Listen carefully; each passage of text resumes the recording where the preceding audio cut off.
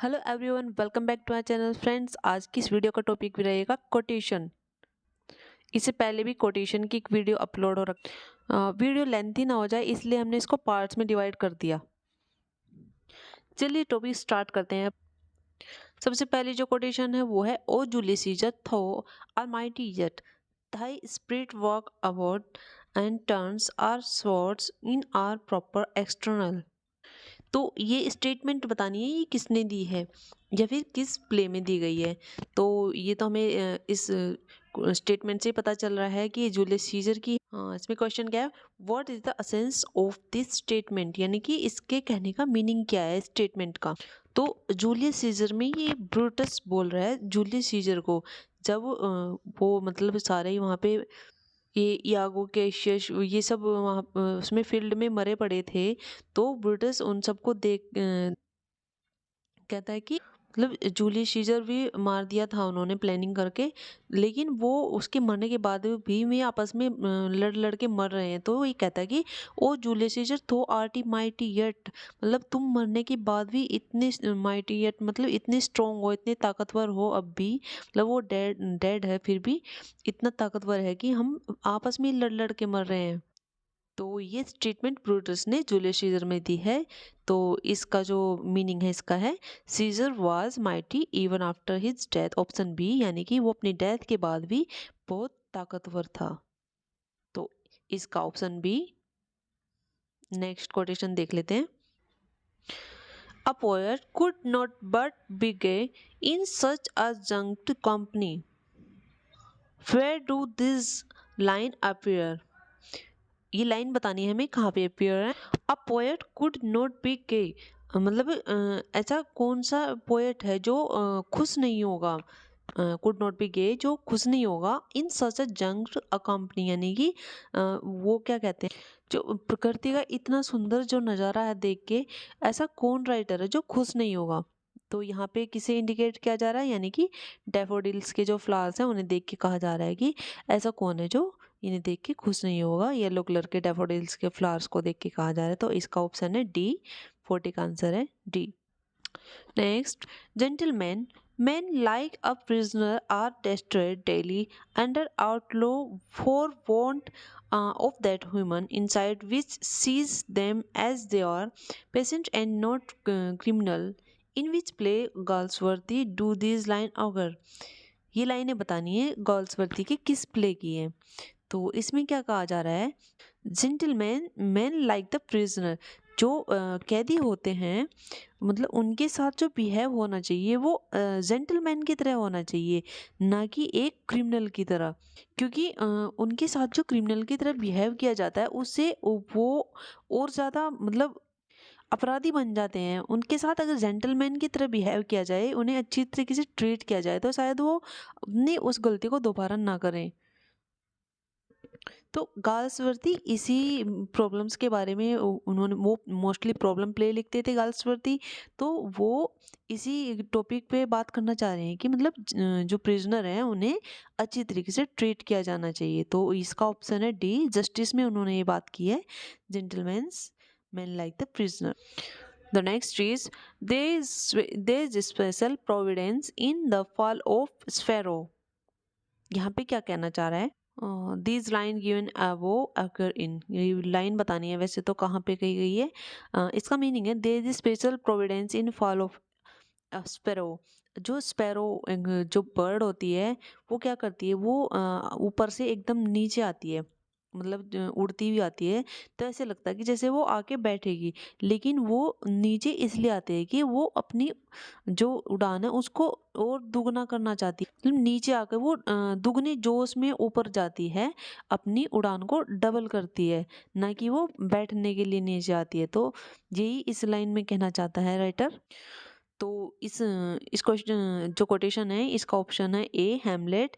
यहाँ पे हेमलेट जो है अपने फ्रेंड होरेशियो को बता रहा है, जब उसका जो चाचा क्लाउडियस उसको फाइटिंग के लिए इनवाइट करता है, तो वो उसका फ्रेंड मना करता है कि तुम क्यों जा रहे हो। तो हेमलेट बताता है कि मेरे जाने से ये नहीं है कि मैं हार जाऊंगा, मतलब मैं अपनी दुगने जोश से जाऊंगा वहाँ पे। The next is, A young man married is a man that married. This line taken from Shakespeare के कौन से प्ले से ली गई है? ये ली गई है option C, all's well that ends well.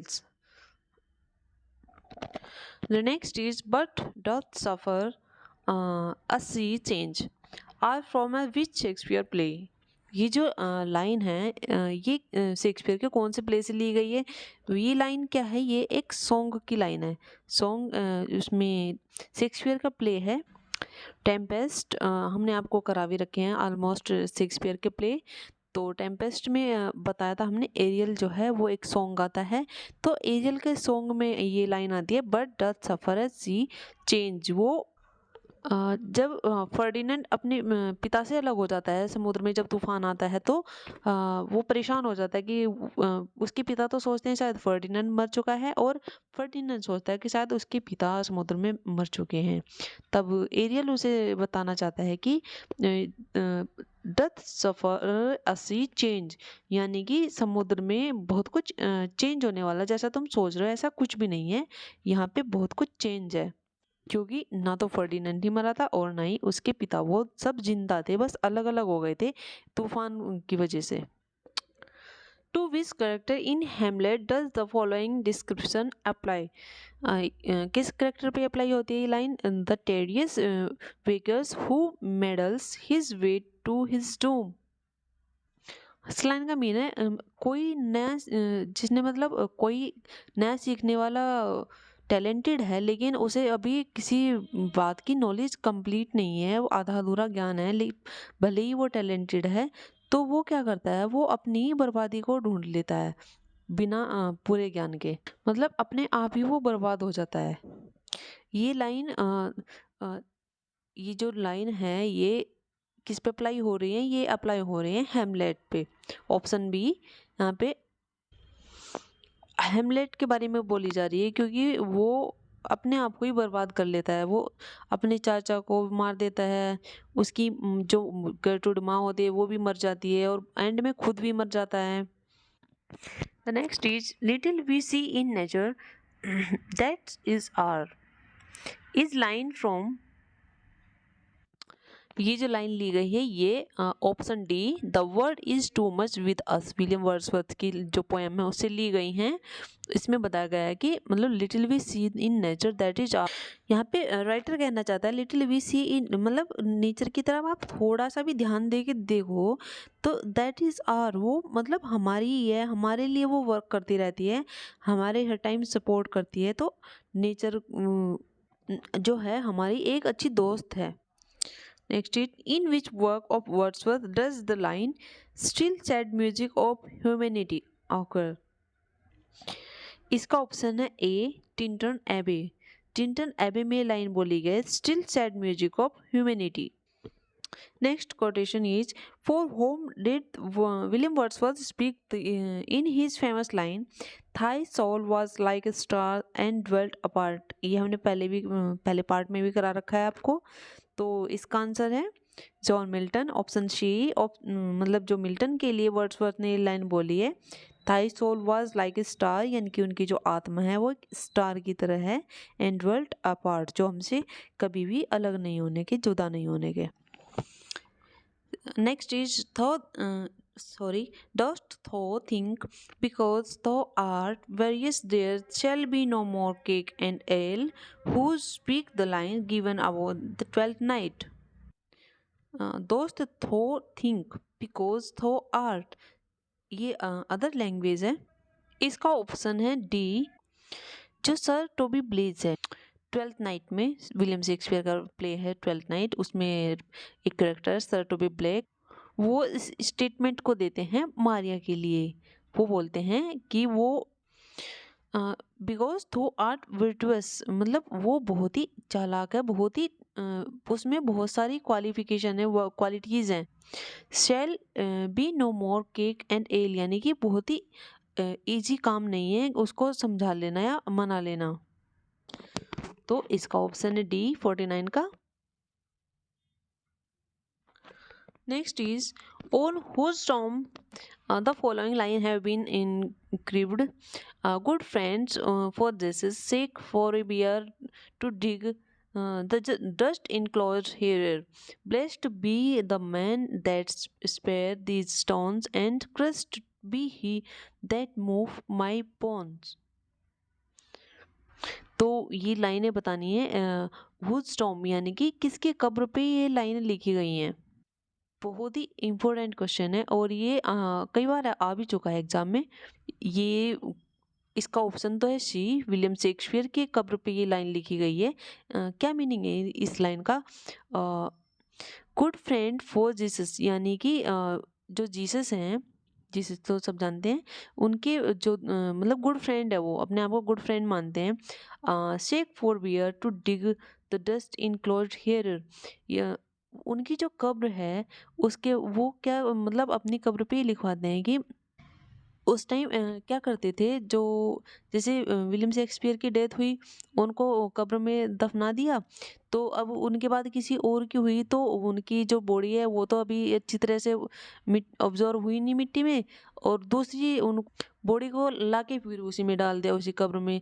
तो वो ये कहना चाहते हैं कि मतलब cursed be he that move my bones, यानी कि उनकी हड्डियों को उनकी डेथ के बाद उनकी हड्डियों को इस तरह क्रस्ट मत किया जाए, इधर उधर मत, वो उनकी किसी और की बॉडी मत रखी जाए, मतलब उन्हें आराम से सोने दिया जाए उनकी कब्र में ही। उनके कहने का मीन्स ये है, उनकी कब्र के साथ कोई छेड़छाड़ ना हो। तो इस कोटेशन में जो ये लाइन है ये किसकी कब्र पे लिखी गई है? William Shakespeare, option C. चलिए नेक्स्ट देख लेते हैं। नेक्स्ट क्या about total miscellany sorry about total miscellany, a character in Shakespeare's play says, had rather than 40 shillings, I had my book of songs and sonnets here. Who is the speaker and in which play? ये line किसने बोली है और किस play में बोली है, ये हमें बतानी है। तो ये लाइन बोली है स्लेंडर ने in the merry views of Windsor, option A. Slender ने ये लाइन बोली है मैरी व्यूज ऑफ विंडसोर में। वो क्या कहता है, मतलब उसे अपने बारे में काफ़ी अपने आप ही बताने की आदत है, वो अपने आप ही शुरू हो जाता है कि मैं ये हूँ, मैं वो हूँ। तो वो क्या बता रहा है, वो बता रहा है कि मतलब मेरे पास पैसों, जैसे सब अपने पास पैसे रखते हैं, तो मैं पैसे की बजाय अपने पास अपनी बुक्स, अपनी सोनेट्स ये लेके चलता हूँ कि मेरे बैग में भी, अब तुम देखोगे अभी भी मेरे बैग में सोनेट्स और बुक ही पड़ी है, ना कि कोई कॉइन्स या पैसे वगैरह। जबकि ये जो एक्ट है ये मतलब ये सीन एक ह्यूमर भी पैदा करता है वहाँ पे। मतलब वो जब कहता है कि मैं हर टाइम मतलब पढ़ना, सोनेट्स वगैरह लिखना पसंद करता हूँ, सॉन्ग वगैरह, तो उसको कहते हैं कि आप कोई मतलब कंपोज करके दिखाइए, तो तब उस पर कुछ भी नहीं हो पाता है। तो सभी वहाँ पे फिर उसका मजाक भी बनाते हैं इस प्ले में। नेक्स्ट क्या है, who wrote but trailing clouds of glory do we come from God, who is our home. ये लाइनें किसने लिखी हैं? But trailing cloud of glory we do we come from God, मतलब जब हम भगवान के पास से इस अर्थ पे आते हैं, तो अर्थ पे आने के बाद क्या होता है, हम धीरे धीरे जो क्लाउड्स ग्लोरी यानी कि जब हम भगवान के पास होते हैं वहाँ तो ग्लोरी होती है काफ़ी, उस जो ग्लोरी का क्लाउड है उसे हम धीरे धीरे भूल जाते हैं और क्या हो जाते हैं हम अर्थ पे आके काफ़ी सेल्फिश टाइप के हो जाते हैं। तो हम सब कुछ भूल चुके होते हैं, पहले का हमारे साथ हम कैसे रहते थे, क्या था। तो ये लाइन बोली है विलियम वर्ड्सवर्थ ने, ऑप्शन बी, 52 का ऑप्शन बी। विलियम वर्ड्स ने और टू इंटरमेशन में लिखा है ये लाइनें। नेक्स्ट बहुत ही फेमस और बहुत ही इंपॉर्टेंट लाइन क्या है, the line they serve or they also serve who only stand and wait occur in which of the following poem। ये लाइन कहाँ से ली गई है? इसका ऑप्शन है C, on his blindness by Milton. Milton ने ये लाइन लिखी है ऑन इज ब्लाइंडनेस में, they also serve who only stand and wait, मतलब भगवान की सेवा के लिए तो हर टाइम लाइन में खड़े हैं कि कब हमारा नंबर आए, कब हमारा नंबर आए। भगवान को किसी की सेवा की जरूरत नहीं है। मिल्टन के माइंड में ये विचार तब आता है जब वो ये सोचता है कि मैं ऐसा क्या करूं भगवान की सेवा के लिए, मुझे क्या करना है। तब उसके दिमाग में आता है कि भगवान को तो सेवा की जरूरत ही नहीं है, क्योंकि मिल्टन की जो आई साइट थी वो भी खो चुकी थी। तो वो हेल्पलेस फील कर रहा था अपने आप को, क्या करे वो। The famous line "What though the field be lost all is not best" is spoken by, ये लाइन किसने बोली है? दैट मीन्स व्हाट थो, क्या हुआ, the field be lost all is not best, मतलब क्या हुआ जो हमारा, मतलब जो उनका वो था फील्ड थी जहाँ पे वो रहते थे, जो उनका स्वर्ग था अपना, वो अगर खो गया तो क्या हुआ। मतलब यहाँ पे ऑप्शन सी है, मतलब ये सैटर्न बोल रहा है उसमें जो फर्स्ट क्रिश्चियन बुक थी उसमें एडम ईव सैटर्न इन सब की स्टोरी उसमें बताया गया है। उनका जो जो वो था, उनका जो हेवन था वो खो चुका था। तो तब ये लाइन तब सैटर्न बोलता है कि "What though the field lost all is not best." Option C. The next is Diana's lips is no more smooth and rubies. Whose personality is being referred here? ये जो ऊपर लाइन है डायना's lips is no more smooth and rubies, ये जो line है ये किसको refer करके बोली गई है? तो ये लाइन अब बोली गई है वोयला के लिए। ट्वेल्थ नाइट, विलियम शेक्सपियर का जो प्ले है ट्वेल्थ नाइट, उसमें ये लाइनें वोयला के लिए बोली गई हैं, क्योंकि उसने अपने आप को डिस्गाइज कर रखा। वोयला एक फीमेल है, उसने अपने आप को डिस्गाइज करके सिबाशियन एक लड़का बनी हुई थी। तो जो वहाँ का ड्यूक है ओरसिनो, वो उसको उसे तो लड़का पता है कि शायद ये लड़का है, उसे देख के बोलता है कि मतलब Diana's lips is no more smooth, मतलब डायना जो है ब्यूटी की देवी है, तो उनकी लिप्स भी इतनी स्मूथ नहीं है, और तुम लड़का होकर भी तुम्हारे लिप्स इतने स्मूथ हैं। तो उसे कुछ कन्फ्यूजन सा होता है कि तुम लड़का होकर भी इतनी खूबसूरत कैसे हो, जबकि रियल में तो वो होती लड़की ही है। तो इसका ऑप्शन है option A, Viola in Twelfth Night. The most famous line, "Some are born great, some achieve greatness, and some have greatness thrust upon them." ये जो लाइन है ये मौलविलियो ने किस प्ले में बोली है? अब मौलविलियो तो ऑफिशियली ट्वेल्थ नाइट में है। ट्वेल्थ नाइट में मौलविलियो कहना चाहता है कि सम आर बोर्न ग्रेट, कुछ तो जो होते हैं पैदा ही ग्रेट होते हैं, मतलब उनके जो परदादा दादा वगैरह ग्रेट होते हैं, तो उनकी वहाँ पे पैदा होते हैं इसलिए वो ग्रेट हो जाते हैं।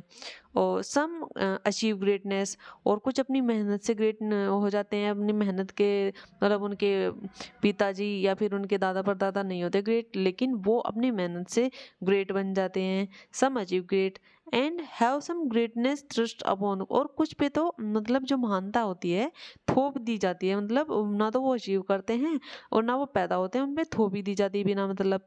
तो ये कहना चाहता है मौलविया ट्वेल्थ नाइट में। तो इसका option A twelfth night. Next देख लेते हैं। In which poem of Wordsworth does the line occur, "Our birth is but a sleep and forgetting"? इसका ऑप्शन है सी, इमोर्टलिटी ऑड। वर्ड्सवर्थ ने ये ऑप्शन सी इमोर्टली ऑड में बोला है कि आर बर्थ इज बट, हम पैदा हुए हैं लेकिन स्लीप एंड फॉरगेटिंग, मतलब जो कुछ भी हो रहा है उन सबको ये नहीं कि अपने साथ ही लेके चले, वो सब कुछ हैपन हो रहा है तो होता है और उसे भूल जाना है। तो इसका ऑप्शन है C, immortality odd.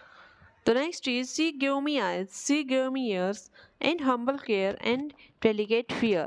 Where in reference to, ये लाइन किसके रेफरेंस में कही गई है? तो ये जो लाइन है ये विलियम वर्ड्सवर्थ ने अपनी सिस्टर डोरोथी वर्ड्सवर्थ के लिए बोली है। उन्होंने बोला है कि "she give me eyes, she give me years", यानी कि उनकी जो सिस्टर डोरोथी है उन्होंने उन्हें काफ़ी लाइफ में जो लाइफ के फेजेस है उनके बारे में बताया, दुनिया के बारे में बताया, सब उन्हें गाइड किया। तो इसलिए वो अपनी सिस्टर के लिए ऐसे बोलते हैं कि "she give me eyes, she give me ears, humble cares", यानी कि उन्होंने काफ़ी उनका ध्यान रखा। तो इसका ऑप्शन जाएगा C, Dorothy Wordsworth. The most important quotation, "Milton thou should be living at this hour", ये हिज नहीं दिस है। "England had need of thee. Who said the line about Milton. Milton के बारे में ये लाइनें किसने कही हैं? ये जो लाइन है मोस्ट इम्पोर्टेंट लाइन ये बोले विलियम वर्ड्सवर्थ ने मिल्टन के लिए। वो कहना चाहते हैं Milton thou should be living at this hour. Milton काश तुम अब भी जिंदा होते। England had need of thee. England को तुम्हारी बहुत नीड है, तुम्हारी बहुत ज़रूरत है। तुम्हें इस टाइम जिंदा होना चाहिए था क्योंकि उस टाइम इंग्लैंड दलदल में फंस चुका था। चलिए आज की वीडियो में इतना ही रखते हैं। वीडियो अगर अच्छी लगी हो तो लाइक करना मत भूलिएगा और अगर आप न्यू व्यूअर हैं तो प्लीज़ चैनल को सब्सक्राइब कर लेना। See you next soon. Thank you.